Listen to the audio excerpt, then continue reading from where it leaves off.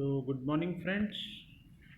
I again welcome you back in this class of video lecture. This is BA Part 2nd English Literature, and we have been taking paper 1, that is Poetry and Drama. This is our first paper. Earlier, we have done some of the poems of Wordsworth, and from yesterday onwards, we started doing Thomas Gray's a very famous poem, Elegy, written in a country churchyard.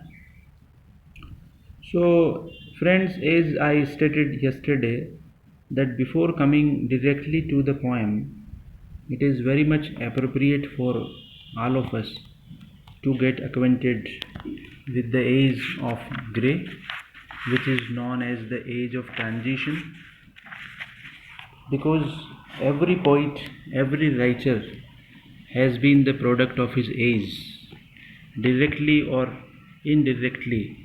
The features of the age, the characteristic features of the age naturally get reflected in the works written by writer. So yesterday we discussed that two characteristics coexist in the poetry of the age of transition.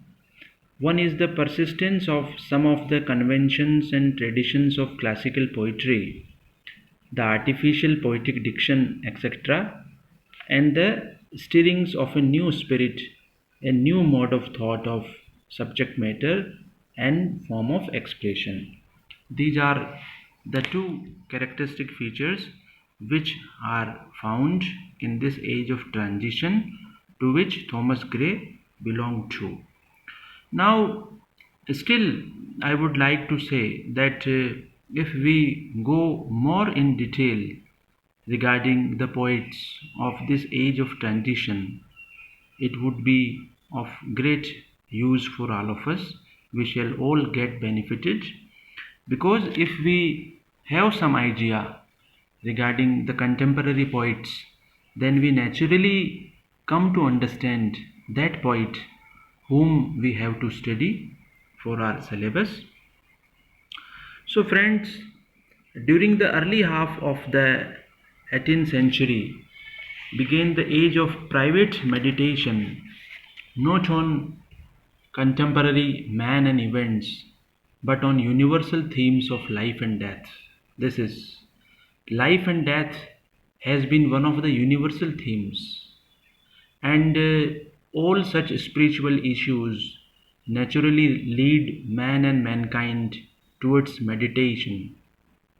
The single decade saw the appearance of Pope's The Dunciad, Young's Night Thoughts, Thomson's Castles of Indolence, Gray's Elegy, and the Odes of Collins. This shows that even when the fame of classical poetry, in its finest form of elegance and correctness, was at its height, the way was being prepared for its final overthrow. This is these are some of the works which are very important to keep in your mind. Pope's Dunciad. Even these works occur in NET question papers. That who has written these works, very classical works, the Dunciad, the Knight's Thoughts, and Castles of Indolence. Right, friends? Thomson's Winter, which was published in 1726, and his Seasons, that's very important, because we have to study at least two poems written by Thomson, the winter and the autumn. They have been derived, they have been extracted from this anthology, Seasons, published in 1730, had appeared on the scene, thus introducing something new, that is, the conception of the poet as a reclusive living in the country. This is that precursor element. That's why these poets are called the harbingers of romanticism, because Thomson is able to foresee, or Thomson is able to present the poet as reclusive creature, enjoying amid the nature, the landscape, the scenario, the natural scenario, and all this culminates in romanticism. Meditating among country tombs as against the traditional idea of the poet as a patron of the London coffee house.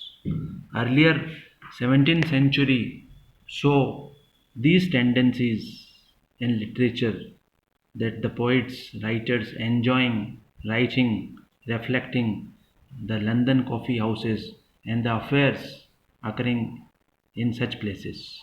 So these poets, presenting poet as a reclusive living in the country, meditating among country tombs. This is meditation is found, reclusion is found, right? James Thomson was the forerunner and inspirer of Cooper, Wordsworth, and Tennyson in his observation of country life. All these great poets like Cooper, Wordsworth, and Tennyson owe a great deal to James Thomson for all these romantic characteristic features. He wrote in blank verse in an age of heroic couplet. He was very successful in making country themes alive in his seasons, although he was yet hampered by the artificialities of the 18th century diction. Anyway, his description of external nature was realistic. There may be some limitations of James Thomson, but still, Thomson happens to be one of the finest poets. Right? Then we may come to another important poet. They were Gray and Collins, Thomas Gray and William Collins. Right? The view of melancholy reaches its climax with the publication of Gray's Elegy written in a country churchyard. So here directly we come to the poem which we have to study. There has been one prominent note apparent in the poem, that is Gray's Elegy. And what is that apparent note? This is the perception of melancholy.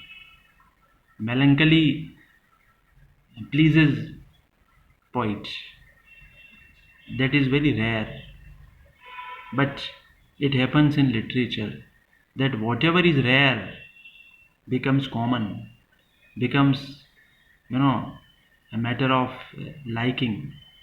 So no one desires to be melancholic, but in this elegy the poet has been fond of melancholy, and out of his melancholic approach he writes this elegy, where he talks of simple and rustic fellows coming to fields, waking up early in the morning, going to fields for work, for hard work at field, and then late in the evening, in the twilight, coming back to their homes, and then they sleep and do all the things, right?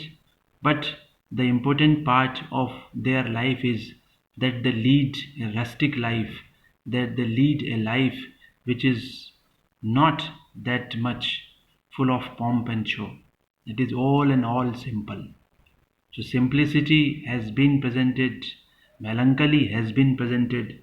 This poem brought English poetry out of the stuffy and artificial atmosphere of the court and the ballroom into the open air life of the country churchyard, where the poet is represented as a recluse meditating after dusk on the basic problems of life and death and the vanity of human glory in a melancholic mood.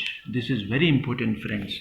The vanity of human glory in a melancholic mood has been presented in this poem. All human glory, all pride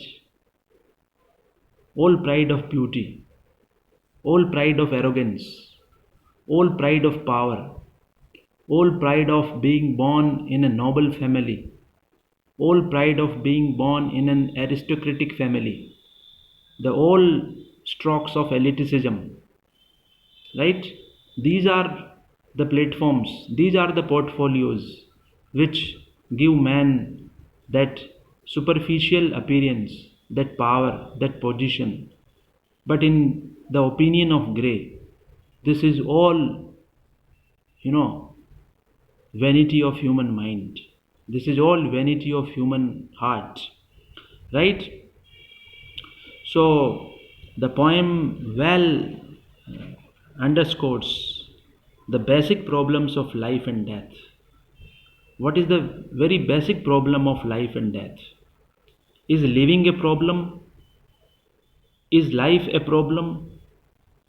Is life of a farmer a problem? Is lives of resourceless people a problem?